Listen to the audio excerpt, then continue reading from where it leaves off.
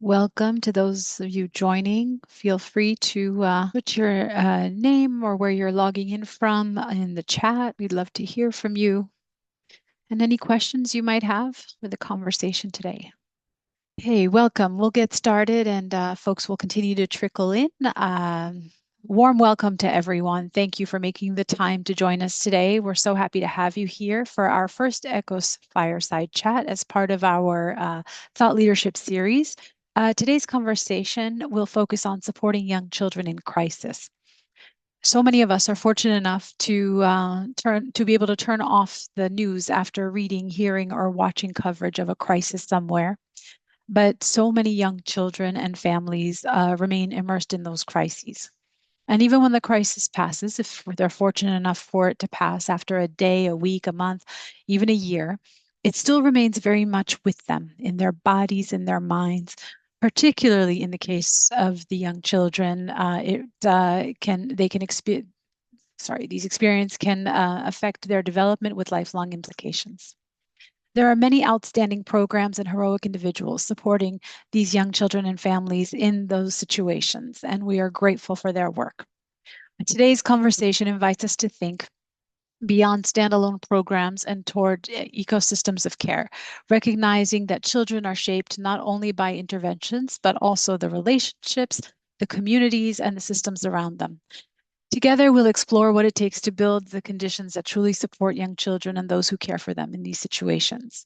The honor is mine today to introduce two thought leaders on this very important topic. We have Gabriella Brent, the CEO of Amna Refugee Healing Network, where she leads efforts to build healing-centered ecosystems for communities affected by displacement and conflict. With more than 2 decades of experience across mental health practice, organizational leadership, and systems change, her work focuses on culturally rooted, community-led approaches to trauma and grief care. Welcome, Gabriella. So happy to have you here. And joining her is Professor Mark Tomlinson, co-director of the Institute for Life Course Health Research at Stellenbosch University and professor of maternal and child health at Queen's University, Belfast. A clinical psychologist and globally respected researcher, his work has shaped understanding in early childhood development, maternal and child mental health, and life course approaches to child development. He was also one of the coordinating writers of the Nurturing Care Framework. Mark, thank you for being here with us. I'm grateful to both of you for being here, and I'm going to hand it off over to you. Thanks so much, Maya. And just to say, it's just lovely, lovely to be here. For myself, I've never done a fireside chat like this before. I can't remember if Gabriella has. So we may be, yeah. So we're gonna wing it, as it were. We've had talk. It's not like we haven't prepared something, but you're just gonna have to bear with us as we bounce back and forth between one another.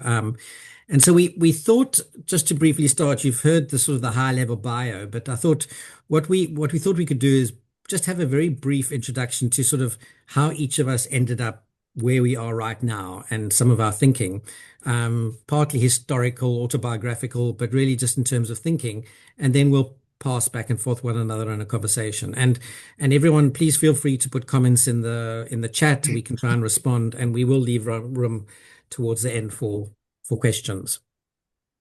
So let me just say, I'm a researcher, a full-time public health researcher, but when I started out, I was very much not that. I started out working as a child and youth care worker in a child and youth care center, a residential childcare center, with children in a particular kind of crisis, having been removed from their homes for various reasons because of complicated family dynamics and other things. And I did that for about 8 years and then went back to university after that to become a clinical psychologist. And so in a sense, I started out in a way thinking about systems, family systems, community systems, the childcare work, there was very little, obviously there was some one-to-one work, but a lot of it was about the system. I then kind of moved into clinical psychology and then full-time research, where I went from that to very much working in developing very specific programs, testing them in very specific ways, usually with a randomized controlled trial. And that's been incredibly valuable in lots of ways, I think, certainly for myself. but also hopefully for the field, and it's provided a lot of learnings. But I suppose where I'm sitting right now, and hopefully that's some of the things that Gabriella and I will talk about, is in a world of whether we want to call it a polycrisis or something different, kind of how do we provide the structures, the systems to care, to provide what young children need in these contexts, and is, for example, are programs sufficient? Um, and if not, what else do we need? Um, so with that, a very brief autobiography of some of my history and some of where I'm thinking right now. I'll hand over to Gabriella for her to do the same, and then we'll start the conversation. Over to you, Gabriella. Thanks, Mark, setting us up. Hi, everybody. It's so lovely. Well, we can't see you, but we can see little introductions of people in the chat, and it's really amazing to see where people are calling in from and the different contexts that you're working in and that you're from. And I really look forward to welcoming that into the conversation as well. Yeah, so a little bit about kind of me and my journey.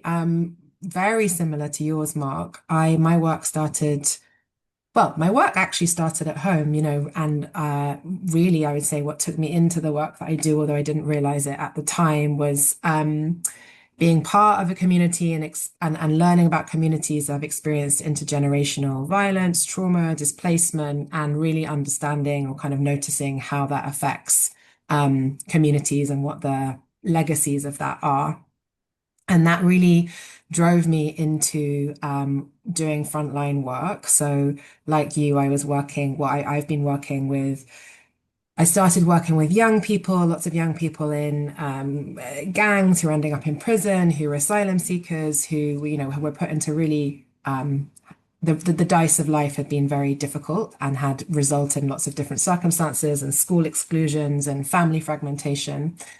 And a lot of that work was really about co-designing what these people, these young people, these families actually need to move forward with their lives as per their wishes and wants. And so a lot of that was about co-designing really community-led interventions that would help young people to stay in education, to kind of show up at the centers that we were working in, to engage in certain services, and to kind of go forward with their lives in different ways.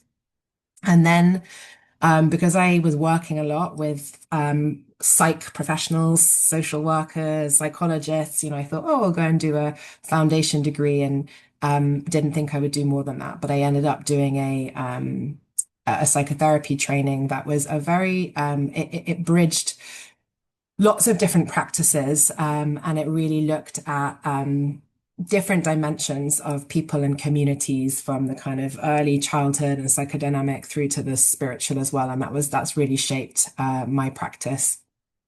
And then a lot of my work has focused, like yours, Mark, in working in systems. So really it's been okay. So if communities are actually really good at knowing what they need and designing what they need, how can we then influence systems design to integrate that? So a lot of my work's focused on trauma informed systems, so working in family justice, criminal justice, prisons, and kind of looking at how different interventions can shape policy.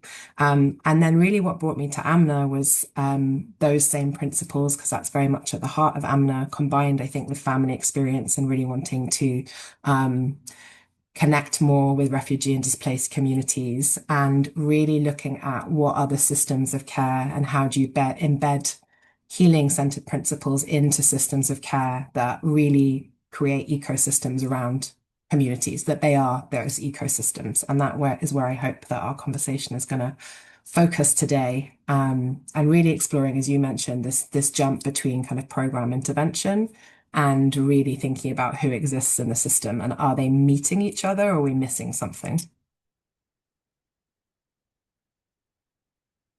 Oh, you're muted, Mark. Thank you. Yeah, thanks for that. Maybe I'll just jump in, and then there were a number of things as you were speaking that sort of were highlighted for me, and one is one of my frustrations, having been in this field for a while, is that it does feel a bit sometimes like we're in a sort of a loop where we're going in and we haven't learned the lessons. If someone has to say to me again one more time, we should do multi-sectoral coordination. I just want to throw up my hands because I was speaking about that and listening to that 30 years ago, and we still seem to be saying exactly the same things. I'm not sure we've learned very much about how to do that. We talk about silos, and yet we still silo everything. And as you were talking in my area, I'm a clinical psychologist. I think a lot about mental health, and we obsessed with diagnosis, for example. Whether it's to diagnose common mental disorders, depression, anxiety, and of course that's important for people that need care based on that diagnosis. But what we've done is we've forgotten the structural determinants. We've forgotten, and we say that again and again and again, but we don't quite seem to learn that lesson. And so I often try and be vaguely provocative, I suppose, and actually say, like, how do we do that differently? So, for example, is it possible that our government systems around multi-sectoral coordination, for example, maybe that just doesn't work? And I don't know what the alternative is, but maybe it's not possible to do proper multi-sectoral coordination. We have to I don't want to say burn down the system, that'll get me into trouble, but we have to like change the system because we're not meeting the needs of people in crisis. And how do we do this differently? And how do we not talk the same language, but do something profoundly different? Because it doesn't feel like things are getting easier or better. It feels like it's getting worse. Yeah.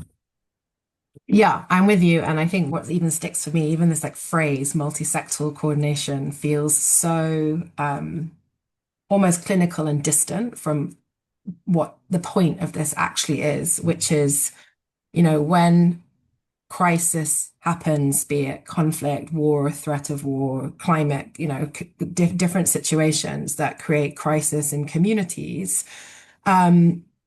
What actually gets disrupted or impacted is, individual and collective, inner safety, regulation, meaning, belonging, loss of connection to place, to family, to rituals. All these different things can get really unsettled and in many cases fragmented or cut off. And often I feel like what's happening is that the heart of actually what's happening and what we all need as humans to really feel a sense of safety, a sense of connection, a sense of belonging gets very, very lost in a lot of the language and therefore the intervention that is like shaped out of the language in terms of what communities in conflict and in crisis, but just humans, all of us actually really, really need. And so, I think it's useful often to think about when we talk about what do we need to support vulnerable children, well, actually, it's like, what does it take for a child's ecosystem to become capable of holding them through adversity? And then, broadening that to really think about what does everybody need in that ecosystem? Because everybody is impacted. And we really need to think about those interrelationships and the relationality. Yeah, so I mean, those are kind of some pieces I think I would love us to kind of come back to the actual like human aspect of what is it that we are really trying to meet and work with in an Amna's context, really think about the safety and the healing and the kind of individual and collective regulation that's needed to both cope with, prepare for, and survive those experiences. And then there's how do we hold that in these different, both protracted or post-conflict contexts where we're really, again, trying to think about internal and individual and community and collective cohesion. Yeah. No, totally. I mean, and I mean, just to put my cards on the table, I mean, and I think Mohammed asked one of the first comments, what does it mean to build a relational infrastructure? Which I thought is a really interesting question. And for me, my cards on the table is I think everything ultimately is about relationship. That's it. It's whether it's in a good way or a bad way, whether it's in a bad way, the relationship between kind of warmongering tech bros and their relationships, or whether it's about somebody sitting with a child that's lost their family. It's ultimately all about relationships. And so it was, for me, Mohammed, and it's all relational, and it's about how those are organized, how those are supported, and how structures of society right now don't like some of those because they're also seen as dangerous, because it's most times when things have changed in the world, it's been people getting together and organizing. And so people who want things to stay the same don't want us to get together and start talking and being together and demonstrating, protesting, or whatever. So I think, it's all about relational from start to end, and obviously that varies across different societal structures. So yeah, that's I think that's at the absolute core of it. Yeah. Well, I fully agree, and I think there's two pieces that takes me on that. One is reflecting a little bit, in the context of ECD work and why we're here, which is, relationships, I agree, are absolutely at the heart of everything. And they're also going to be at the heart of rebuilding, of healing, of movement building, and again, individually and collectively.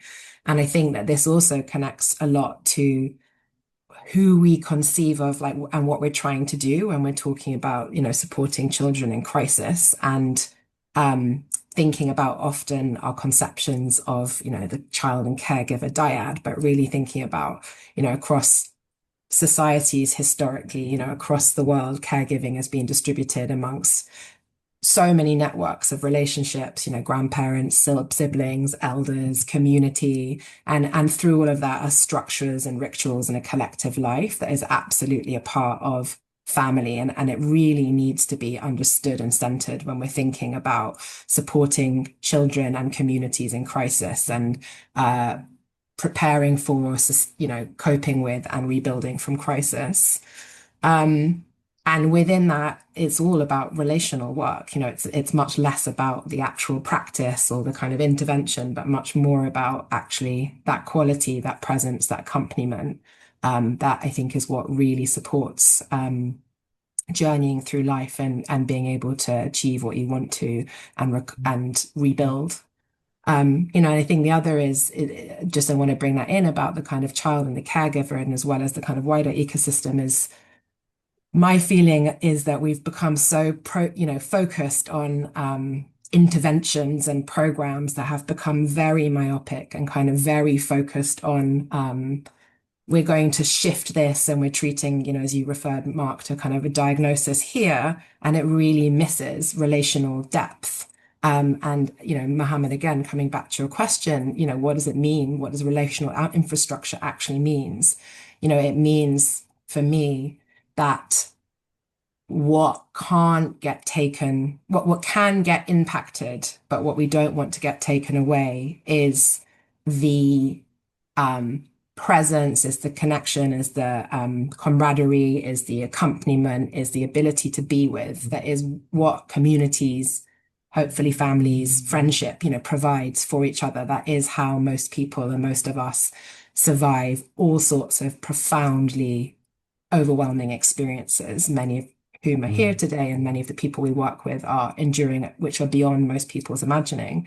It's not a clever intervention. It's a much more about that presence. It's much more about that relationship. And it's so important that that's something that I think we can protect in the work that we're doing and build into everything that we do. It doesn't matter if it's a ECD intervention, healing, if it's something about WASH or housing. Like, how can that really be at the heart of design, of presence as well, and how do we hold that as a community and as a collective really central? Otherwise we get back to the multisectoral coordination and a real disconnection from actually the whole point of everything.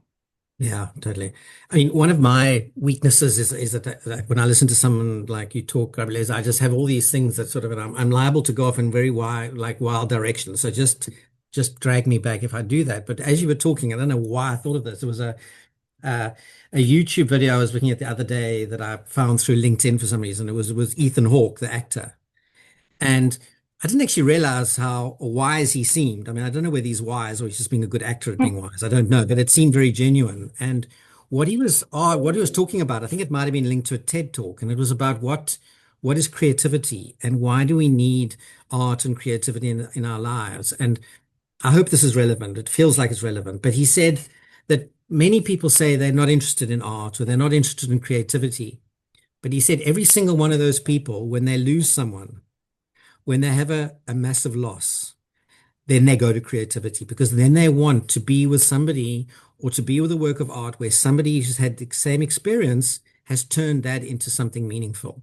And I think meaning happens in relationships and in creativity and art. And that's where, that and many, I assume most people on this webinar will know of the notion that Gabriella mentioned about accompaniment. I think it's profound, utterly profound. And the first person I heard it from, I don't know if it's true, but was Paul Farmer, who the first time I heard about speaking about it in the context of working with people that were dying of HIV, who were HIV positive and were dying, and about the profound meaning that they could take by being accompanied in their dying. That at that time there weren't antiretrovirals. There was no way that people were going to survive, but that the mere fact of a person accompanying people on that path was quite profound. And so I love that term. And I mean, and maybe Gabriella, you can sort of like, how do you try and use that term or make it real in the work that you do? I love it. Thanks, Mark, for bringing that in and for bringing in creativity.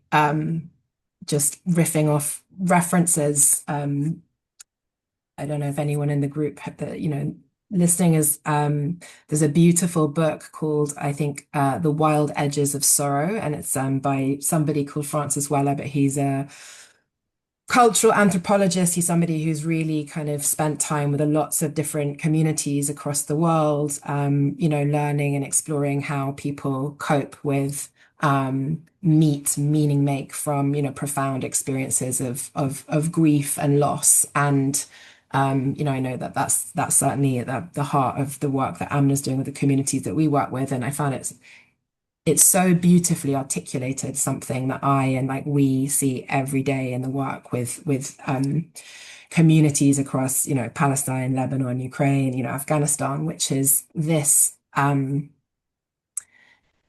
incredible wisdom of the spirit, which is to keep hope alive, to somehow cultivate joy, not every day and certainly not everybody, but often in the, context of profound suffering as well as rage, as ways to channel rage and to channel sorrow, but somehow to kind of keep going.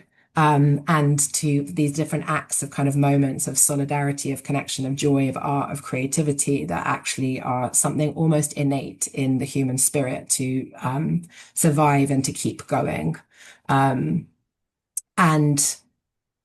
I think that different creative practices, that you reference, Mark, is actually, again, these are kind of often things that have existed since the beginning of time, in terms of drawing, rhythm, music, movement. These are things that happen, all over the world. And there's a reason for that. And the reason is that, they are expressions of kind of what communities are experiencing, what we're feeling internally, a way to externalize it, but also a way to share it, in our bodies with other people.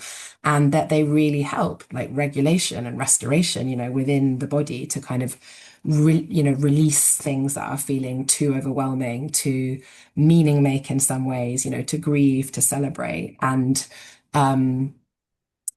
these are the things that I think happen innately, but also are so important to also keep really core when we are thinking about what helps people to survive or to get through or to make sense of these experiences, both individually and collectively, because they have a real powerful wisdom, and the other thing that they offer is that they're often non-verbal. They are ways of kind of safely exploring or expressing or releasing something that needs to be externalized or felt or heard or shared without having to talk about or process, which is actually often a very kind of Western or Eurocentric concept of healing and what we need.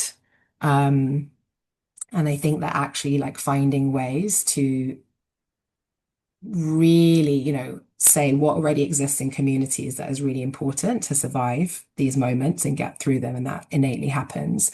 And where that has been fragmented because people have been really cut off from their communities or from their home, or just ways to kind of gather and convene are really impacted, is how can we find ways to kind of bring that in, because there's such wisdom in these different ways of being together. And again, bringing it back to the current system is that this is often what isn't like designed into these kind of very like, certain interventions that can be very dyadic as well about like who they're focusing on. And the reflection I'm really sitting with today and this morning is like the human element. Like, how do we really, really keep the human element and the animal element, alive in these contexts? And how do we avoid becoming overly clinical or overly obsessed with distilling something to a package that can be like replicated as easily as possible, but actually removes a lot of the human element from this. And I couldn't agree more. One of my, well, I don't want to necessarily call it shameful, but it felt shameful moments was, as I said earlier, I'm a clinical psychologist. And when the Diagnostic and Statistical Manual 5 came out a number of years ago, and it was toned down in the eventual document, but basically, I don't know any other way to say it, but there was a pathologization of grief. So there's something called pathological grief. Now, for me at that point, the book with all its problems lost all relevance for me at that point because it just became silly. And then I was thinking about that in some work I did a couple of years ago where I was doing some consulting for a funder that had funded a small NGO doing work in Colombia in South America. And they were working with young people from, and my job was to assist the NGO in how they measured mental health. So that was my job. So I had to talk about these instruments and this amazing young person, I think was about 19, came on, speaking like impeccable English to me and being very polite. But what they were saying wasn't really polite to me. But it was beautifully said. Essentially, what she was saying was, don't you come and talk to me here about depression. And this is in a community that there'd been an incredible increase in the rate of adolescent suicide. So this was the basis. And she said to me, don't come talk to us about depression. What we're experiencing is spiritual loss. We've lost access to the river. And we've been kicked out of where we live in the jungle. That's what we're experiencing. This is spiritual. This is not a diagnostic thing. And that for me had quite a profound effect. You know what I mean? Because I'm sort of brought up in this notion of diagnosis, and actually we need to use more words. And of course there's severe depression. Of course there's severe psychosis. There's lots of things that we do need to diagnose and treat, no question. But for the vast majority of this, and I think this is not just for us not just for children in traditional areas of what we would see as a crisis, but I actually think it's for all of us globally. I think right now people are suffering from a kind of a psychic suffering, that the moment you try and diagnose it as depression or anxiety, you minimize it, you take away the human element, and you take away both the structural determinants as well as the structural solutions to that, because the solutions to that, again, start, as we've been saying, start relationally, start with other people, start with communities, start with families. Yeah. I couldn't agree more. And I think that,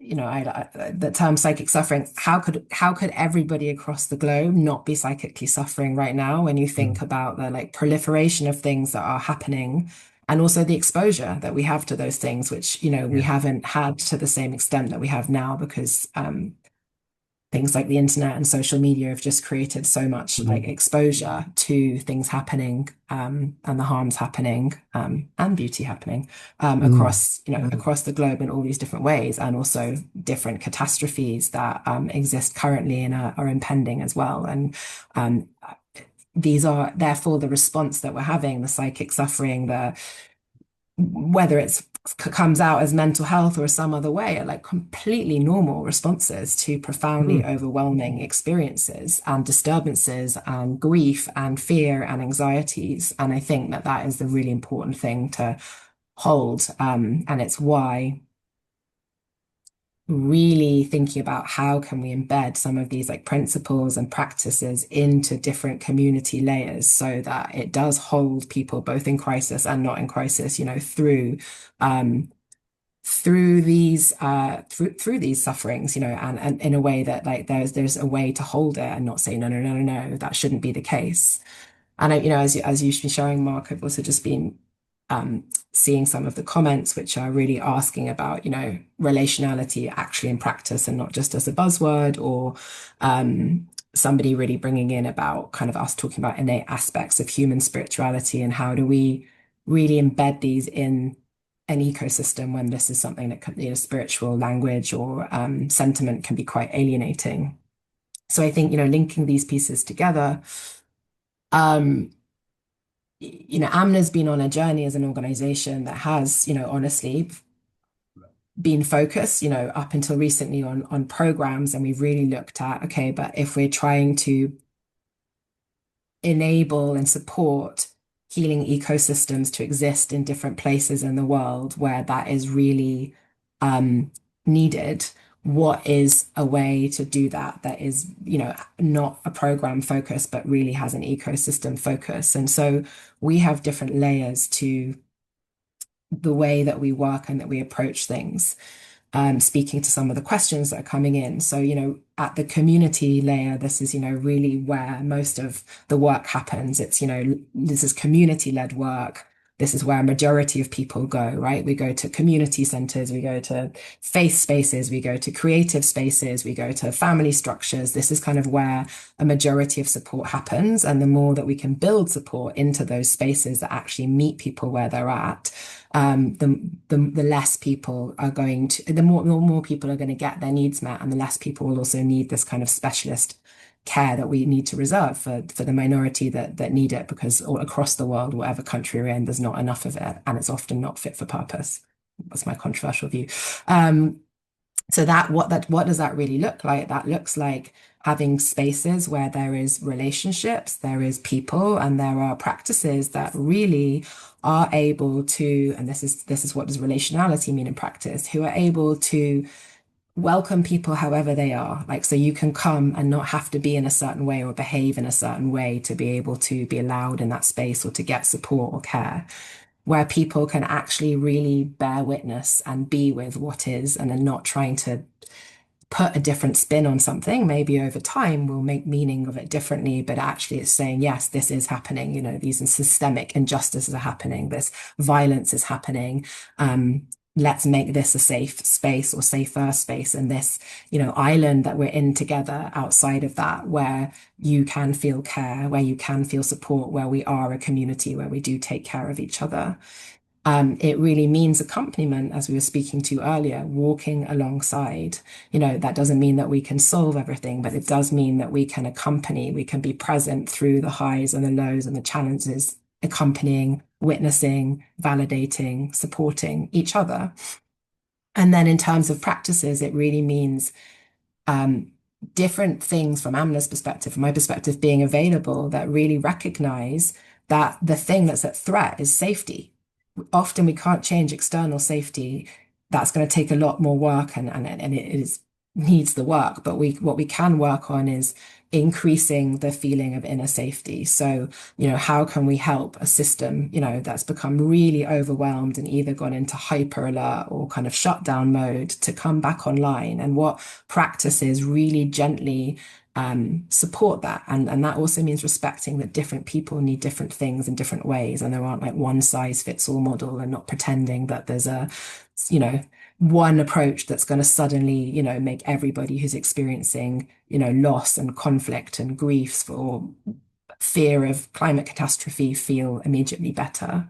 So there's the community layer, and then there's the systems layer, recognizing that there are institutions like health institutions, education, justice services, that every day are working by NGOs that are working with, vast numbers of people, and that there is an opportunity in those systems. Yes, they have their objectives of education outcomes or health outcomes, but again, how you relationally treat somebody has a huge capacity to help or harm, to kind of soothe or stress the system. And the more that we can nurture educators, health workers, and support them who are going through their own fatigue and burnout and distress and overwhelm to have their well-being needs met, to resource them, and also to support them to just reflect on these subtle things that can shift how we how healing opportunities are embedded in those systems, can make a profound difference on a systemic and a societal level. And if you think about and then there's just ways about coming back to Mark, the movement building, like how do you then keep momentum if there's amazing people, frontliners who are not doing this because they're getting particularly well paid for it, and so many people are expected to volunteer, but are actually doing it because they deeply care, because they're passionate, because they're committed, and they're doing it for their own reasons. How do you create opportunities for well-being, professional development, connection, collaboration that aren't multi-sectorial coordination, but are momentum building and passion fueling and profession developing?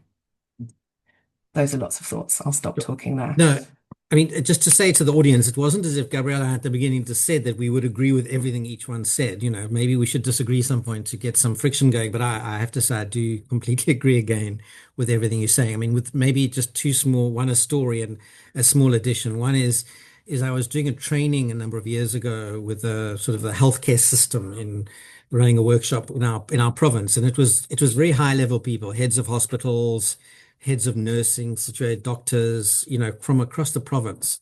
And it was just post-COVID. People were very burnt out, stressed or whatever. And for some reason, I hadn't planned, I asked everybody could they do a thought experiment and imagine that the following day, in every single facility in our entire province, and it's quite a large province, but in every facility, every single person that had any contact with a patient, from the person who was the security guard at the gate to the porter, to the nurse, to the doctor, if every single person, professional in the entire hospital, everyone there, whenever a potential patient came in, they looked at them and they smiled and they said, "Can I help you?" And everyone said, well, everything would change. And I'm always struck by that. And of course, not everything would change, but I think it was so, and I'm not blaming staff in hospitals. They are stressed, and you talk about needing to provide them with care as well. But the basics of human interaction and smiling and care, which often gets lost in the busyness and the long lines and that, but how that can make a profound relational shift. And secondly, the only thing I would add to what you said, Gabriella, was that I also think that it does feel different at the moment, certainly in the area I work in around community, and particularly where I work with, but youth engagement, proper youth engagement, not just the tick box. So speaking to communities about what they need, what they want, and what they think is good for them, instead of it being the other way around, us developing things that we think are best for communities or best for young people.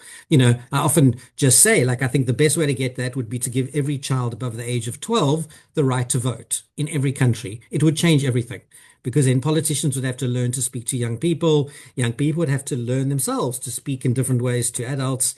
But we haven't been doing that, and we have been doing it, and I've been guilty of that.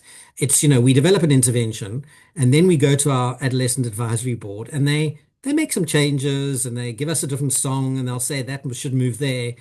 But they weren't there at the beginning, really, if the truth be told. And so I think there's something, and it does feel like there's a real shift in that, particularly with young people. And the more we can do that and not come in with these, things from above, hierarchically down, but actually let it happen from, and maybe my last point in that, and it does link to, I think, Laurie's comment around agency. I mean, I do think that one of the reasons for many of the political crises in our world right now, and drifts to the right and to kind of populist leaders, is people's frustration with a system that wasn't working for them, that they could see that it was serving oligarchs and billionaires, and a frustration about their voice. I think that probably is at the core of it at some level. And of course, their drift to the right's not going to give them a voice either. And that's the delusion. But there's a false hope there. And so I do think that again, when you accompany somebody and you listen to them and you share what you know with them and listen to what they can offer you, I think there's some agency simply in that act that comes with that, that's important. Yeah. Again, agree. Sorry, guys, boring for you.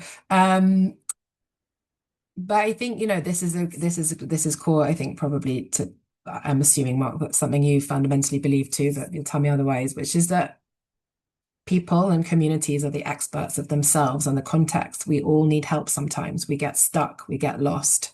And if you need that help, the help is out there. Usually, things are available. But there is something that's really distorted, I think, in the humanitarian system, which is kind of referring to what you're speaking to, Mark, is that this kind of like concept that, outside experts know best and that, we have the solution. And I think something that's really core to the way that we work is to say we have something that is bringing together theory and practice and learning that's really been driven by the communities that we work with. Every new community we work with, we're learning something new and iterating it. And that's what we're offering. But you choose if you want to work with that. And it only makes sense for somebody to choose to work with us if what we're offering has a particular value add to them, at that time. And then we don't say, hey, do it exactly like this and sing this song and do this activity. What we really want to do is to co-create with communities and mutually learn together and say, we're going to offer you something and we really want and to build your confidence, the skills that you want to build, the kind of different practices that you want to learn. But then our job is to support and accompany you to work out and adapt what's useful to your context. And so there's something about an essence or principles that will carry in quality assurance. That's something that that's our responsibility, together with our partners in the communities that we work with.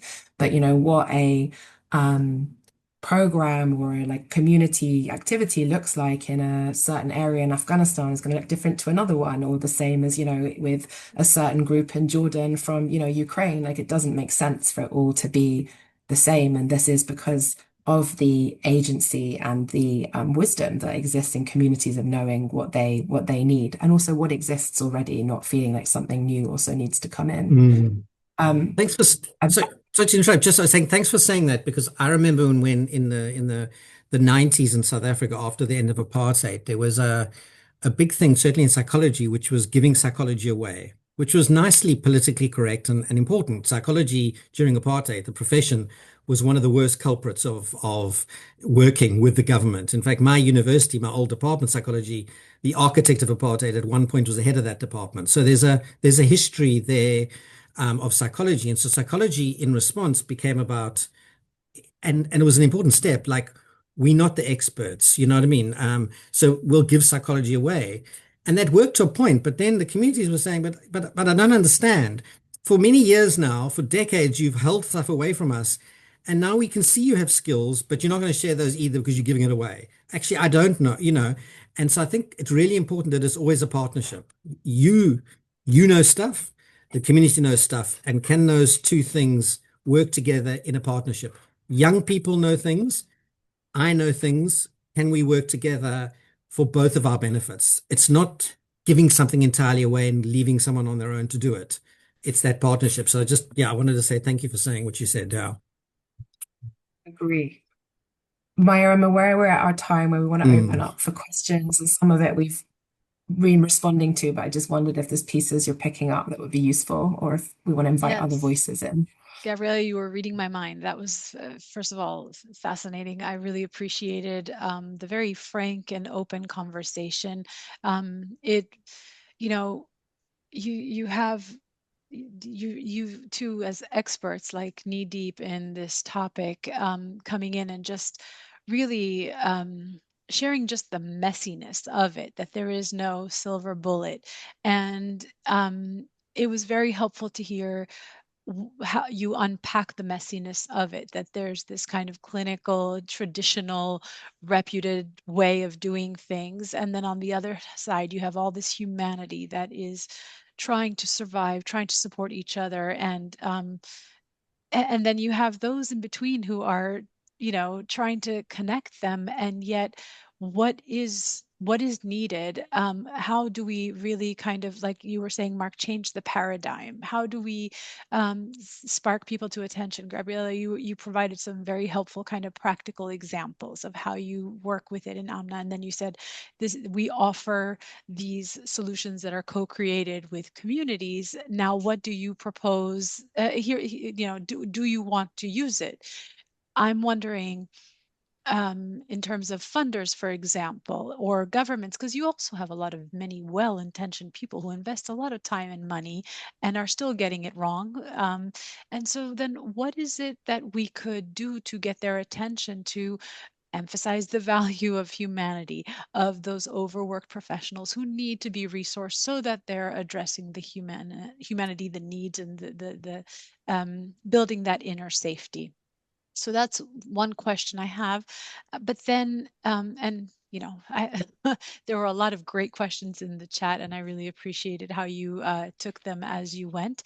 But then I want to go back to one particular point that our friend Mohammed made, because it's such an important question. Is our role only to help children adapt to painful realities, or should education, humanitarian work also challenge and transform the conditions producing the suffering? And that goes to ending that cycle, right? And how do you kind of convince the majority to end these power cycles and to work more towards their community, the humanity, the creativity? So I'm just wondering what your thoughts are on that. You go first. I can jump in. I think, well, starting with the last point, being brought in from Mohammed, my view is absolutely it's the responsibility of everyone and all of us and the systems and spaces and representatives you mentioned to challenge, transform, and try and evolve these, and fight against harm, systemic oppression, violence that perpetuates these cycles of violence and all of the risk of and intergenerational trauma that it creates that keeps it going. And this is also part of our human story and our history, which is that these cycles of violence and have been, and domination and oppression have go back many millennia as well. And so we also know that there's no silver bullet to that, but absolutely, I think that it's not just our job to support children or adults or young people to survive and put it all on them. We have to do it's both and it's really important, I think, that for individuals, that they understand that even whatever individually or collectively as community or systems, we're doing to fight against that kind of oppression and like push for change and challenge it, that they're also seen and understood and that is witnessed and validated as well, which I spoke to before, but it's so important because I think it often gets really missed out. It's like either a pragmatic, well, this is the situation, so we need to deal with it, or often a denial of the reality of the systemic harm, of the systemic injustice, of the like micro and macro kind of aggressions that people experience every day. And it's so important that that is witnessed and accompanied as well as fought against. And then another piece for me on that is just about, I do actually, for me, there's a bigger cycle, which is that doing this work, which is working at an individual and collective level and really supporting inner safety, nervous system regulation, collective regulation is so important in the oppression fighting and peace building efforts. Like you need bodies and you need collectives who are resourced and sustained to activate the different things that it takes to transform like these different conditions and situations, including, activism, including movement building, including tending to the community, including educating and nurturing children and young people. So again, in the ecosystem, like these are all different ways to nurture, heal, resource, and fight, and it's all needed. And there's different roles for different people, but this healing care is needed across all those different layers. I'll leave space. I have comments on the other points Maya you brought in, but I want to leave space for Mark to Thanks, come in. Gabriella. Yeah, I mean, as I said, I'm South African, and I was a privileged white South African during apartheid, and at that time we had and when I went to university and spent a lot of my time, being chased by police and throwing bricks at the police and that sort of thing, because that's what you did. But for that, when in those times we had a saying around that everything's political, nothing's not political. And I still think that. I think by the act of accompanying a child in a crisis and listening to them, hearing them, and helping them find a voice, that's a political act and in and of itself, and that you can't do that if you're also not at some level an activist to changing the structural determinants of that. I think they go hand in hand. And then briefly, and I think Gabriella was much more eloquent on this than me, but the first question around funders and the things that I think we also have a role. I think, and maybe it's for people like me who are more senior, who've got less to lose. It's difficult when you're young and you're trying to get funding and you're trying to establish something. It's difficult. You can't push against, or it's more difficult to push against the status quo. But I think for people like me, it is important that we, because I've got less to lose, do say that, I think that for funders love a neat story. They love people to do a neat randomized control trial that says these are the results, and then my worst is, and this is scalable. Like I don't think a researcher like me, and I said this at a conference last year, I think researchers should be banned. The scale word should be like the N word. You're not allowed to say it as a researcher, because researchers don't know about scale, I'm afraid. We know how to test a program, which is important. We know how to get good results. I think that's important. But we then need to, at the very least, work with or just give it to people like Gabriella, like people in government ministries, like national NGOs or whatever it might be, who actually know about scale. And funders need to see that and not get seduced by, and this comes from someone who done a lot of randomized control trials, and I do think they're useful and I like them, but that's the tiniest part of the answer, and that we need to just, we need to convince the funders that, like this conversation, hopefully, Maya, as you said, that it's more messy, that it takes a lot longer, and that sometimes the benefits can't be measured neatly in a little questionnaire at the end of things, because how do you measure the depth of a relationship between a child and someone who's caring for them? I think it's a very difficult thing. Yeah. Back to you, Gabriella. Yeah, I mean, I agree with that, and it creates this challenge, which is that we are existing in a system where we do need funding to sustain and support this work, and we are having to, and I think this is where, for me, like partnership really comes in with funders as well. Firstly, I want to acknowledge that positive shift, for example, that I've seen from the funder community is like a real recognition about well-being, for example, and recognizing that is absolutely essential to consider and build in, like, how do you support the well-being of the frontliners kind of doing this work. And I'm seeing more and more like funding that's kind of recognizing that and going towards that. So there's these kind of pieces that you can see kind of really reflecting some of the different learning and responses. And then, in terms of the scale piece, it's complicated because it is there is the most overwhelming number of people who are now impacted by conflict and displacement. The statistics are awful. And therefore the kind of need for care is like profound.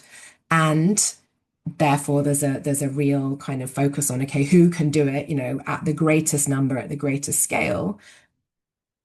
And many or a number of those things are doing very good work. And then the cost of that can be that exactly what this conversation has ended up focusing on is that relational depth, which is often underpinning what supports people's survival and healing and kind of hope and future building journey and all of the education and livelihood health pieces that kind of come off that can get really lost when we become overly focused on numbers. And so I think something that's really important to think about is ripples effect. We want everything that we're doing to be able to reach as many people as possible, but in the ecosystem of organizations and places who are embedded in communities, who are part of their communities, who are led by their communities, there is also, I think, an abundance of people and places and initiatives that are meeting the need as well. And so how can we ensure that we both protect relational depth, that we can resource all the different microcosms of people and places doing this work, and not move towards a system that becomes a kind of unintentionally a monopoly of certain approaches and certain actors that means that others can't do it, and how do we recognize that different things are needed in different ways. And I think that's entirely possible, but it does take understanding, and it does take partnership on the part of all the players involved to really recognize what exists and what needs resourcing and the partnership that accompanies that. And there are a number of amazing funders who really get it and who are leading the way. And then there's lots that can come on that journey. And I hope that conversations like this will help that. So like you said, it's all about relationality. We started the conversation really kind of from a very, I would say, dark place in terms of just like how complicated and hard and I was kind of like, well, then, should we give up? Should we just close the talk now? And you've managed to bring us to at least I feel very inspired and motivated to continue to really think through. In fact, I want to have a whole other conversation now about this in terms of how can we actually practically chip away to make a difference and to start working towards a paradigm shift where we can have a more positive ripple effect that reaches more people at the best depth possible when you're kind of countering scale versus the need to connect with people at the level that they need most. So really balancing that tension. I am so grateful for this conversation. Hopefully it's just the first of more to come on this as we work together as an ecosystem, as partners, as different stakeholders who have different roles to play, and hopefully can support as many young children and their families, especially in crises, as possible. Thank you both so very much for your wisdom and for being with us here today. And thanks to the amazing folks in the chat who also imparted lots of great wisdom and questions, and we'll try to address as much as we can that hasn't been addressed in the conversation in a recap article and a recording. So thank you. Thank you so much, Maya, and the ECOS Institute and everyone. I really look forward to reading the comments because it seems like there's so much richness in there. And I also think something in the follow-up we can offer is some of the ways that you can actually measure some of this relational depth, because I think that's useful to ground it in what's possible, because there are ways. Amazing. Thank you both. Thank you, everyone. And thank you, Gabriella. Thank you, Mark. It's been such a pleasure. Thank you. Bye-bye. Thanks all. Bye.